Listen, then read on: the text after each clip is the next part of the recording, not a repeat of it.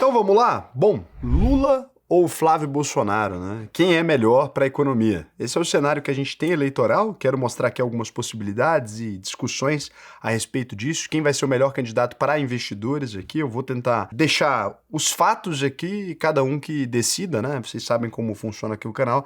Lembrando que, obviamente, né, esse canal aqui não é isento. Se você caiu aqui de paraquedas, você pode pensar assim, Raul, então esse canal aqui ele é jornalístico, você se propõe a algum tipo de isenção. É claro que não, né? A gente tem lado, e a gente tem lado do mercado. Nossa principal função aqui é ajudar investidores a tomar melhores decisões e, portanto, eu estou do lado dos investidores, do lado do mercado. Não me interessa as outras visões de mundo. Antes de mais nada, quem é sardinha raiz vai ter que deixar aquele like na confiança, porque você sabe que o vídeo vai ser bom. Agora, se você chegou agora, não precisa fazer nada, né? O que eu vou pedir? Você vai se inscrever no canal, só se o vídeo te agregar, te trouxer algum conhecimento, aí você deixa like. Tem gente que assiste há muito tempo, nem repara que não é inscrito, né? Aí pode até se inscrever, já é sardinha raiz, mas não olhou o botãozinho. Já tem tempo. O pessoal fala, o YouTube desinscreve. Mentira! Os caras falam isso só pra você prestar atenção aí. O YouTube não desinscreve ninguém, não. É só porque você nunca se inscreveu mesmo. Tem canal que você assiste todo dia e não é inscrito. Às vezes porque acha o cara antipático, alguma coisa, né? Eu tenho esse problema, porque eu sou chato, daí o pessoal não se inscreve muito. Então aqui você vai lá e abre aí a famosa Polymarket, né? Se você ainda não sabe o que é a Polymarket, é uma propaganda gratuita aqui para Polymarket, não é não. A Polymarket é um lugar onde as pessoas fazem apostas, né, em cenários específicos. Por que ela é útil para esse tipo de coisa? Nas eleições de outros países, a Polymarket até agora, ela representou um grau de certeza maior até do que as pesquisas eleitorais. Porque na Polymarket não vale os votos. O que conta para a Polymarket é o quanto dinheiro você tem coragem de arriscar no seu palpite. E quando o assunto é dinheiro, as pessoas costumam mentir menos. Então, por exemplo, se você me perguntasse, né, por exemplo, Raul, quem que você acha que tem chances de ganhar? Vamos supor que eu gostasse mais do candidato aqui do estado de Goiás, que é o Caiado, né? Eu poderia dizer que eu acredito na possibilidade de chance do Caiado. Mas eu apostaria $1 milhão nessa possibilidade? Dificilmente, né? Porque o Caiado agora, ele tem intenções de voto baixíssimas, então, obviamente, eu não teria coragem de fazer esse tipo de aposta. E aí, nesse cenário, então, pessoas do mundo inteiro apostam em todo tipo de coisa aqui dentro, né? Inclusive, existem concorrentes disso aqui brasileiros, tá? O BTG lançou um mercado preditivo, né? Tá lá na plataforma. A Cauchy, né, que é da brasileira lá, também é uma outra empresa que faz isso. Tem diversas coisas aqui, mas eu não recomendo. Não é assim, tem metodologia. Conversa de viciado. Então, quando você vai olhar aqui, o que a gente tem? O Luiz Inácio Lula da Silva, ele tá com 43% de chance, né, segundo a Polymarket, de ser eleito. Quando a gente fala 43% de chance, caiu 17%, olha só. Quando a gente fala 43% de chance, a Polymarket, ela enxerga não quem é candidato real, ela enxerga todos os cenários. Existe uma chance do Lula infartar antes de outubro, Deus me livre, né? Mas dele infartar antes de outubro e o Haddad ser obrigado a ser candidato? Existe. Então, por isso você vai ver o Lula e o Haddad aqui. Então, você tem essa relação. Assim que forem oficializadas as candidaturas, alguns nomes aqui vão sumir. Mas como a gente ainda está nesse cenário que o PT ainda poderia escolher outra pessoa, esses nomes aparecem aqui com percentuais de chance específica. Então, o Fernando Haddad aqui tem 5% de chance de ser um próximo presidente da República. Isso tem a ver, obviamente, com esse cenário, né? Um Lula fora da eleição, possivelmente aqui, colocaria o Haddad como sucessor imediato. Hoje é o que o mercado enxerga. 43% então de chance para o Lula. Flávio Bolsonaro, que é o que mais cresceu nas pesquisas, né? Ele começou com 2%, já está com 39% aqui. O segundo candidato imediato. Logo em seguida vem Renan Santos, né? Com 6%. Fala, Raul, mas ele não aparece na pesquisa tão alto assim. Mas você precisa considerar os cenários, né?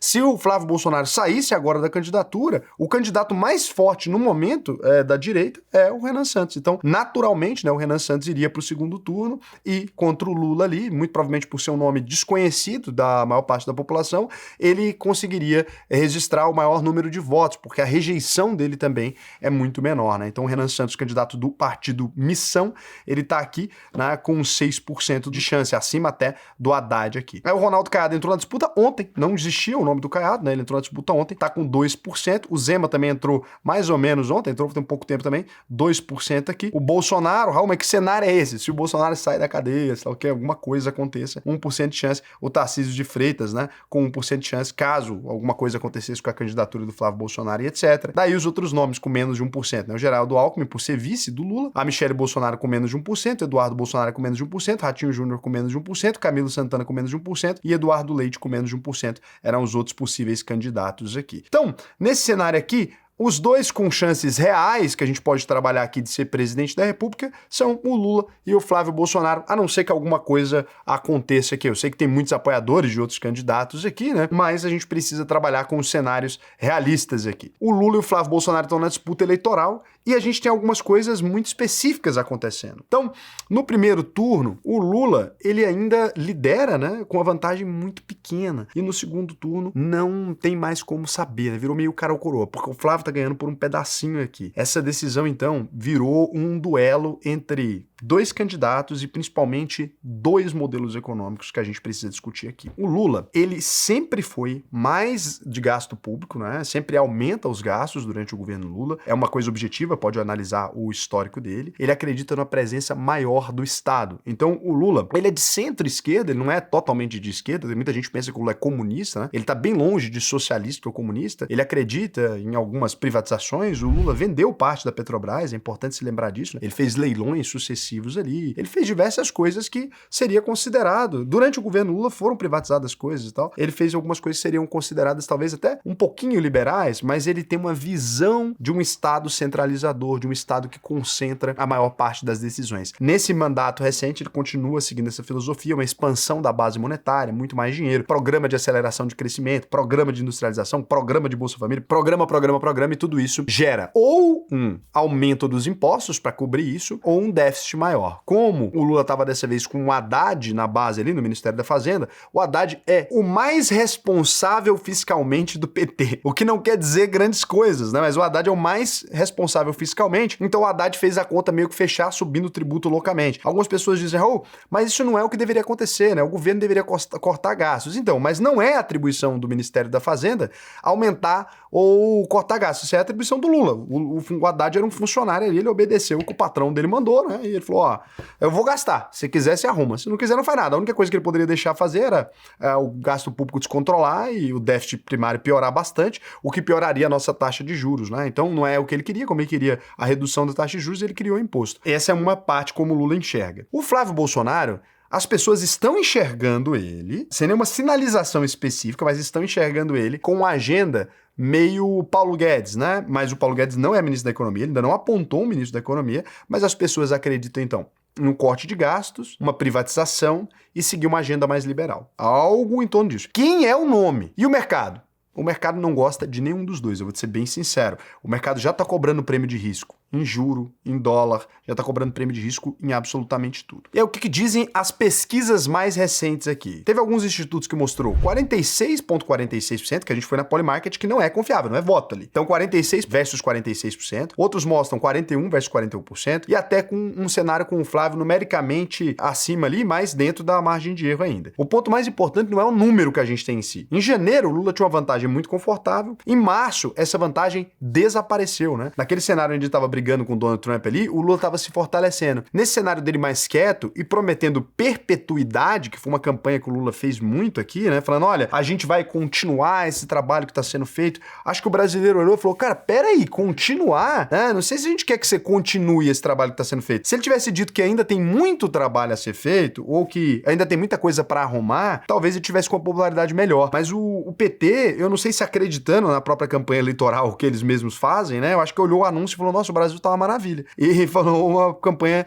de continuidade. Eu tô brincando, mas me parece muito que foi isso. O PT, ele tem um controle tão grande da imprensa que eu acho que a mídia do PT ali, eles consumiram essa própria mídia e falaram, nossa, cara, o Brasil tá legal, né? Tá bacana, tanto número positivo. O pessoal vai gostar. Só que na prática não, né? A população, tá vendo ali algumas dificuldades. Até porque ser governo é mais difícil do que ser oposição, né? Quando o PT era oposição também era muito fácil bater no Bolsonaro, mas agora ele é governo. Não tem como o PT dizer assim, olha, a gente vai mudar o que tá aí, porque o que tá aí é o PT. E o que tá aqui é o PT agora, e era o PT nos últimos anos também, né? Você teve ali uma ausência que foi o Bolsonaro e o Michel Temer, com um plano meio de pandemia, e agora você teve o PT assumindo. Então, como o Brasil não mudou da água pro vinho, como era a campanha eleitoral, né? Nós vamos voltar a comer uma picanha, tomar uma cervejinha, é muito difícil, porque, de novo, o Lula vai ter que prometer alguma coisa. Só que agora ele não pode dizer, olha, a picanha e cervejinha vem nesse próximo 4 anos, né? Ele vai ter que falar que fez muita coisa. Então, a campanha precisa ser focada naquilo que foi produzido e com a população meio magoada, porque veio taxa de blusinha, que ajudou o velho da van, veio tarifa em cima de algumas coisas que não tinha, teve campanha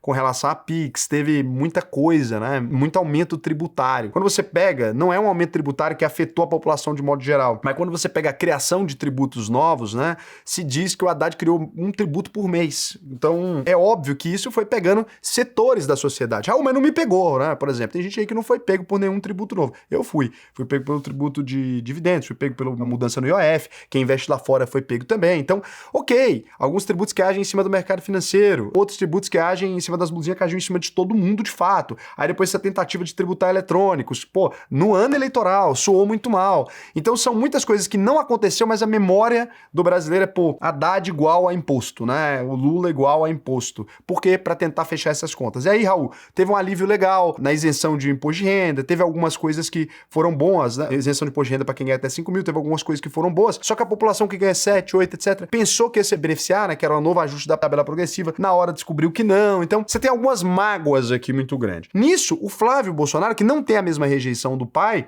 porque não tá usando o nome Bolsonaro na frente em todas as campanhas, né? Ele tá falando muito mais do Bolsonaro na intimidade, no particular dele, nos campos ali mais fechados ao Bolsonaro, e na grande mídia, ele tá ali usando só o nome Flávio, o candidato Flávio e tal. Não tá usando tanto o nome do pai, não tá falando sobre o pai toda hora, entendeu que isso pode aumentar a rejeição dele. Então, ele tá tentando ser um Bolsonaro mais moderado, né? E tem conseguido ir nos debates muito bem aqui. Não que eu goste do Flávio, tá? Não é meu candidato favorito, mas nem o Lula, muito menos. Mas assim, quem eu quero não tem chance. Eu queria o Caiadão das massas, mas não tem muita proporção, não. Só que aí vem o ponto crítico, a rejeição dos dois é alta e essa eleição vai ser decidida pelo menos rejeitado. Não é assim, ó, quem vai votar no segundo turno, que vai votar em alguém feliz, né? Você tem 15% que vai votar no Flávio feliz, porque o bolsonarista que ainda existe, né? Aquele bolsonarista muito arraigado, gosta muito do Bolsonaro. E você tem aquele cara que gosta muito do Lula, que são pessoas muito mais fanatizadas. Né? 30% da nossa população vai comentar aqui, eles vão ficar revoltados, né? Porque você chama eles de fanatizados, eles não gostam. Você acham racionais. Quando você reage parecendo um pincher, lembra que você não é racional. A racionalidade não é assim que ela se propõe, né? Se você quiser provar que você é racional, você vai fazer um comentário bom. Então, quando você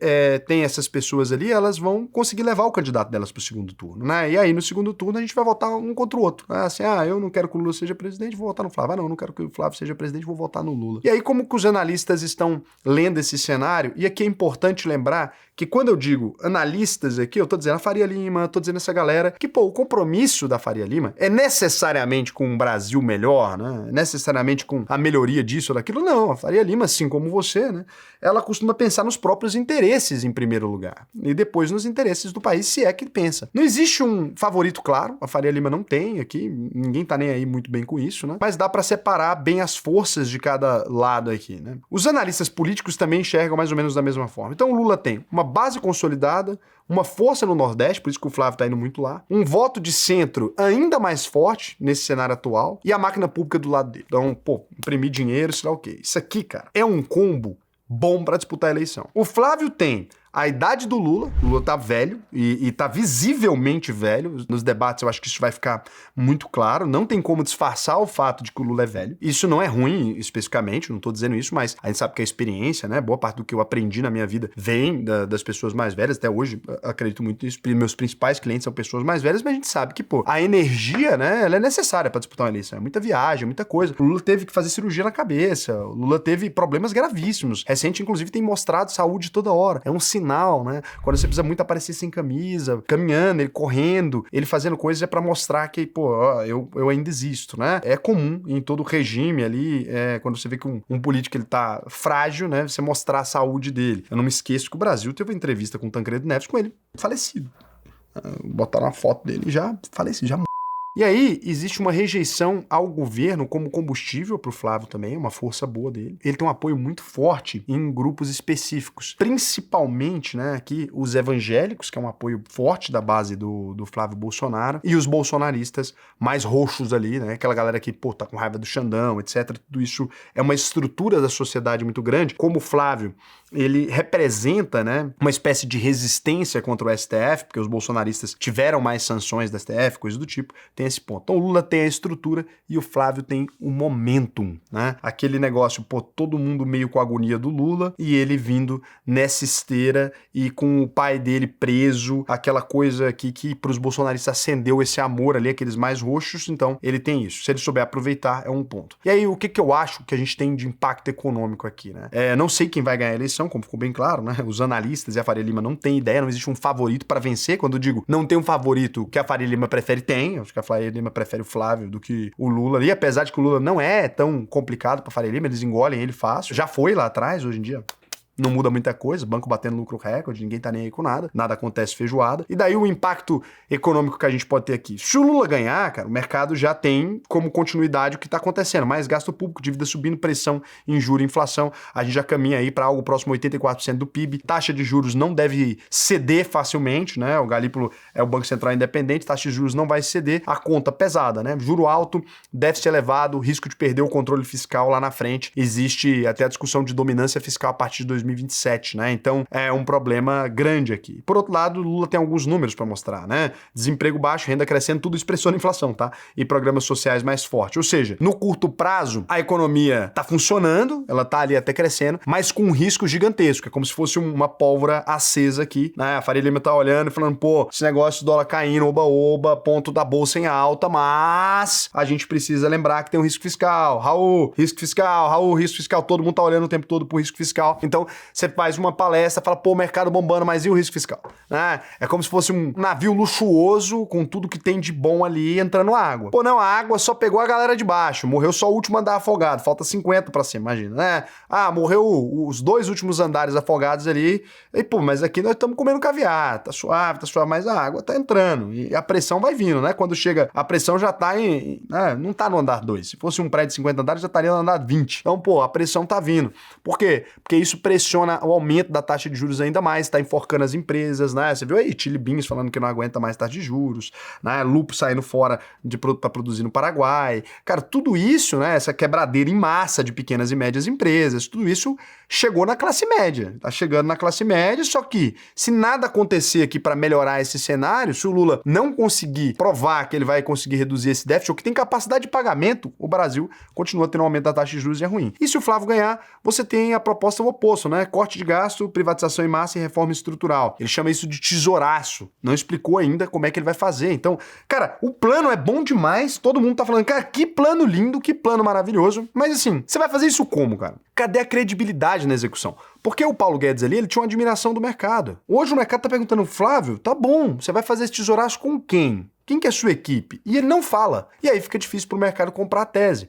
Porque se ele entregar ajuste fiscal de verdade, o dólar tende a cair, o risco do país diminuir, a taxa de juros vai ceder, a gente tá no momento aí perfeito, porque a gente tem um acordo com a UE, o BRICS tá bombando, a gente teria uma relação. Mas aí tem o medo, o receio de que talvez o Flávio é agressivo por cima da China. Ele não falou nada, mas existe esse receio. E aí começar com aquele negócio de começar a falar toca pra China, é nosso maior parceiro comercial, o agro já não fica feliz. Então você tem uma série de interesses aqui complicados. Então assim, ó, o que sai da boca do Flávio é uma maravilha. O que sai da boca do Lula é uma tragédia. A execução do Lula é mais ou menos. A execução do Flávio ainda é desconhecida. Então esse é o cenário. Então por isso que o mercado fala, na promessa do Flávio, vai. O problema é quem vai fazer. Aí os 5 pontos aqui que vão realmente definir o que importa pra gente. Gasto público e dívida. O Lula prometeu manter a expansão monetária. Então, xizinho, ruim pro mercado. O Flávio corta e tenta ajustar. Ponto positivo, mas é uma promessa. Pra colocar amarelo? mas acredito. Olha lá, põe verdinho. Estatais. O Lula usa como instrumento as estatais para poder fazer política pública e isso gera custo. O Flávio Bolsonaro promete privatizar. Pro mercado verdinho, Lula, xizinho aqui, pra vocês entenderem. Impostos. O Lula tenta, né, aumentar a arrecadação. Ponto xizinho pro Lula aí. O Flávio tá prometendo que vai reduzir a carga. Duvido, vamos pôr amarelinho. Reduzir carga nunca vi no Brasil.